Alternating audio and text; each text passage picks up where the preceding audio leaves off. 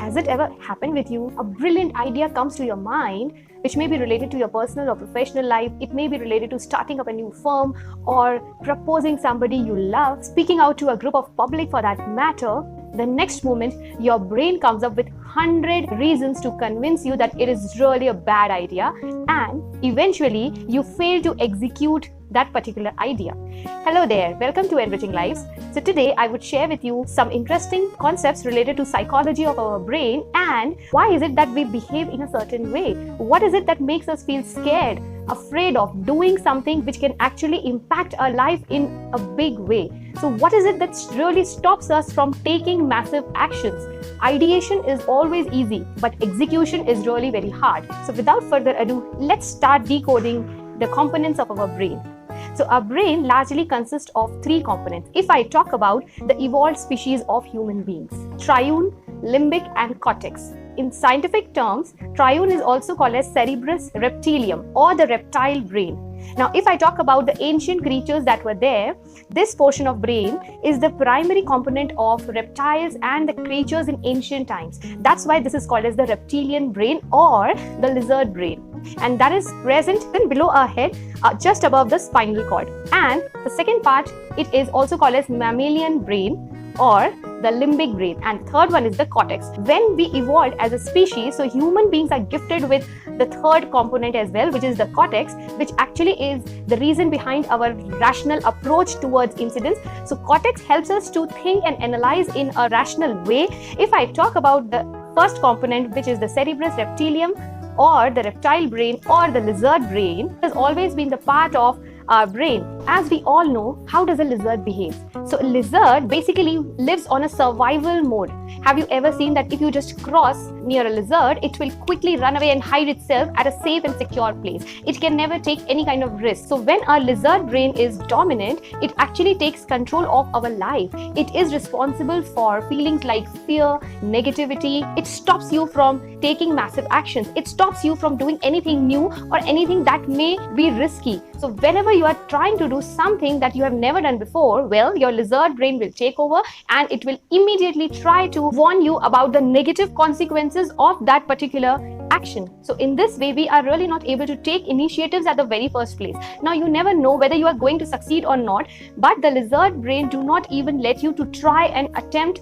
It stops us from unleashing our true potential. You can never be your best version if the dominant component of your brain is the lizard brain, where it always instructs you to work under survival mode and always keeps you away from excellence. It kills your creativity. If this is a fact that this component stops us from doing anything new or exciting or productive, well, let's understand that we can very well beat this lizard brain also.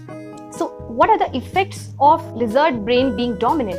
So the first thing that happens is that we tend to procrastinate. We delay our projects, assignments, anything that we have to do in life because it scares us so much from inside. Then we become highly critical. So we start looking at so many factors while actually performing anything. Well, analyzing something is really good, but then if you start being highly critical, you will not perform the action at the first place. So this makes you overly critical. Then it creates anxiety and it makes you stressed and nervous, as it is always trying to portray a picture of the consequences that will really be not good enough and that you will be embarrassed. So it will try to show you that this act of yours could create embarrassing situations in your life. And then you also become obsessed with minute details. So you keep on checking every now and then. Am I going in the right direction? Am I doing it correctly? Will people make fun of me? Or will this fall flat? Am I going to fail at this? So you become cynical and eventually you start making excuses of not doing it. We actually get 100 reasons of not doing it once we are convinced by the lizard brain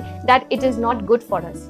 I'll give you a very simple example of public speaking. According to the Harvard research, when people were asked to rate their fears, the number one fear that was stated was that of public speaking, and the number two was fear of death, which means that people would rather prefer to die than speak in front of public. Why is public speaking so scary? For a lot of people, majority of people, even though they have a lot of ideas to share with people, they want to talk, they want to express themselves, but still when they face the crowd, their body becomes numb. They are not able to even express their idea clearly. They get so much scared of talking that they are really not able to share their views. Now, why does this happen? because this is something that you do not do on a regular basis. So when the person goes out at a stage and he starts speaking, immediately the lizard brain takes over and tells him that you are going to make mistakes. People are going to make fun of you. This is not your cup of tea. Do not try to talk in front of so many people. You may falter. People may make fun of you, and this is not worth it. Just walk off from the stage and sit among the group of people. You should not be a leader. You should be a follower, because that's safe and there is no risk in just sitting and listening. But yes, speaking is risky. So that's how the lizard brain kind of programs the person in such a way that before the person even utters a word, he has been shown a complete picture of his failure.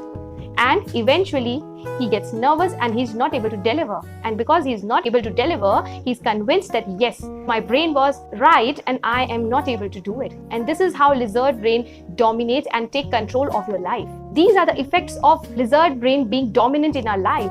But then there is a good news also. We can very well beat this brain and take control of our life. We can apply certain techniques and we can overcome these feelings of fear, negativity, anxiety, stress, and we can achieve whatever we want to. But then we need to follow certain steps. Step number 1. Do not run away from this component of yours. Acknowledge it. Believe that it is a part of your own brain, but then you need to make the other parts more powerful, like cortex. So, first of all, acknowledge this fact that lizard brain do exist, and it is going to tell you every time, do not do this, do not plunge into water, do not speak in front of an audience, do not deliver this presentation, do not propose this girl. So it will always pop up and try to convince you that you should not do a particular task. But at that moment, take a pause and let the lizard brain chemicals subside. That is surely going to happen. Okay, so first believe that it is going to pop up, it is going to instruct you on a lot of parameters, it is going to scare you, it will tell you hundreds of reasons why you should not do it. Okay, so first acknowledge it, take a pause, let the lizard brain chemicals subside, and then tell your lizard brain, shut up, I know what I'm doing, let me try this at least. Whatever may be the outcomes or the end results, but still I want to give it a try. Let me do it, and I'm sure that I'm going to have a lot of learnings from this particular task or activity. So let me do it. Even if I fail, still I will learn life lessons. So I am going to do it. You shut up for a while and let me finish this task. So in this way, convince yourself that you are going to do it and take that first little step. Do not think about the complete project first or the complete presentation initially. Just plunge into the task and start performing it. Always remember, do the thing that you fear, and the death of fear is certain. So once you start doing it, your fear will subside, and other component of your brain, which is the prefrontal cortex, it will become more powerful. So this is what we are supposed to do. So we have to make the other component more powerful and subside the lizard brain component or the reptilian brain. So you need to start working on how to make your cortex more powerful and how to weaken triune or the lizard brain. So this is how you need to start working. Take action without giving much importance to your lizard brain. Its task is to make you aware of the pitfalls, but your task is to perform the task any which way. Tell your brain, okay, let me work on my bad idea also. Even though it is a bad idea, still I want to work upon this idea. So you need to train yourself to work exactly opposite as told by the lizard brain. And this will eventually be a part of your habit once you practice this consistently. So every time your lizard brain pops up and tells you that, no, you should not try this, you should not try that, every time you need to shut it and continue with the activity or the task without even thinking about the end result. You need to give your best. You need to focus on your input without worrying about the result at that moment. And once you actually develop this habit of yours, eventually you'll be able to deal and fight your battle with the lizard brain, and your cortex will become more powerful. Also, can meditate. So meditation is something through which our cortex becomes more and more powerful. So when we meditate, when we are in complete silence, our brain also undergoes certain changes. So there is a change in the structure of our brain if we meditate, and that too regularly. So you can try out this exercise as well. It will definitely help you to calm your thoughts, to kind of subside your lizard brain, and you will be able to feel that inner peace. You will not always be hustling from inside. So this component, that is a lizard brain, it exists and it will exist forever. forever. You cannot remove this portion of your brain. But what you can do is you can find different ways and techniques to deal with it in a best and effective way. Start doing meditation every day for some duration, in the morning, in the night. Then you can have certain affirmations for you, which helps you to rewire your brain towards a positive direction. It helps you to deal with the lizard brain, which actually tries to influence your mind in a negative way. So when you have your affirmations in a written format and you read them twice or thrice in a day, you actually trying to subside your lizard brain. So you need to work upon changing the structure of your brain, and it definitely happens. A lot of researchers have shown that these things do happen. So yes, you can very well deal with your lizard brain. You can win the battle with your lizard brain, as you have seen that a lot of people are able to do certain things effortlessly, which you think is a daunting task. How are they able to do it? After all, they are also humans. They are also like you. So what is it that makes them reach the level of excellence which you are not able to? They know how to program their brain first. So this is the first thing that you need to focus on. When it becomes a part of your habit, it becomes very easy for you to deal with lizard brain. And this is how you're able to unleash your hidden potential. So it's the power of execution that matters. You may have million of brilliant ideas in your mind, but what's the use if you are not able to execute them? Nobody will ever come to know that you think in such a different and creative way, unless and until you act upon it. And to act or to showcase your talent, you need to overcome this fear of yours, which is created by the lizard brain. So once you practice how to deal with your lizard brain, I'm sure you will definitely come out as a winner, as an achiever, and will be able to achieve your goals.